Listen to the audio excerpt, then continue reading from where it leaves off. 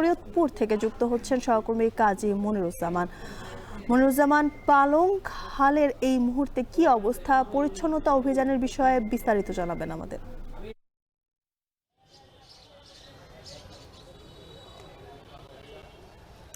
সকাল থেকে কিন্তু পরিচ্ছন্নতা অভিযান শুরু করেছে পৌরসভা এবং ইতোমধ্যেই কিন্তু আমরা দেখছি যে খালের প্রায় 100 মিটার এলাকা কিন্তু পরিষ্কার পরিচ্ছন্নতার আওতায় এসেছে এবং এই পরিচ্ছন্নতা কিন্তু চলবে 8 দিন ব্যাপী এই একটি ক্রাশ প্রোগ্রামের মাধ্যমে। আমরা দেখছি যে 30 জন শ্রমিক নিয়ে পৌর কর্তৃপক্ষ এবং পাশাপাশি এখানে ব্র্যাক তাদেরকে সহযোগিতা করছেন।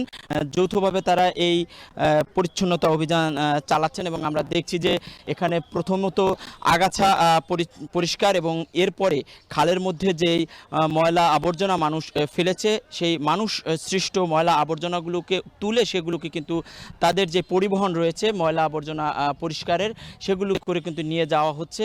প্রথমত 8 দিনব্যাপী এই কাজের আজকে সার্কিট হাউস থেকে একেবারে পাকার মাথা পর্যন্ত 500 মিটার এলাকা এই পরিচ্ছন্নতার আওতা আনা হবে। এরপরে ধারাবাহিকভাবে খালের যে অন্য অংশগুলো রয়েছে সেই অংশগুলো কিন্তু এই পরিচ্ছন্নতার আওতায় আনা হবে। আমাকে যেমনটা পৌর প্রশাসক জানিয়েছেন, মূলত এখন ডেঙ্গু এবং চিকুনগুনিয়ার যে মৌসুম চলছে এর মধ্যে যে খালের মধ্যে ময়লা আবর্জনা জলাবদ্ধতা এবং এখানে যে জিনিসপত্র ফেলানো হচ্ছে এর ফলে কিন্তু মশার উৎপাত বাড়ছে এবং এই মশাই কিন্তু আসলে ডেঙ্গু ছড়াবে। তার থেকে রক্ষা পাওয়ার জন্যই কিন্তু এই মূলত অভিযান। এর ফলে খালগুলোর অস্তিত্ব জানান দেওয়া হবে এবং এই অস্তিত্ব জানানোর পরে যেখানে দেখা যাবে যে খালগুলো দখল হয়েছে সেই দখল উচ্ছেদ করা হবে। এরপরে কিন্তু পালাক্রমে এই খালগুলোকে পর্যায়ক্রমে সেই খালগুলোকে কিন্তু করা হবে, খনন করা হবে, এমনটা কিন্তু এই প্রশাসক আমাদেরকে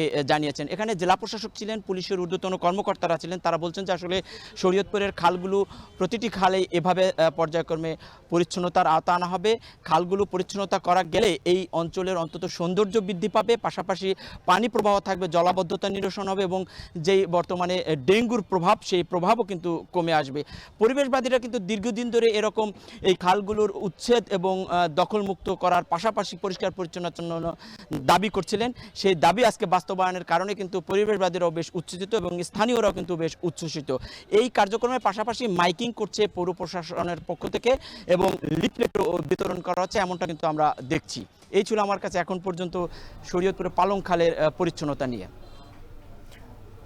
শরীয়তপুরে চলছে পালং খাল পরিচ্ছন্নতা কার্যক্রম, সেই খবর জানাচ্ছিলেন সহকর্মী কাজী মনিরুজ্জামান।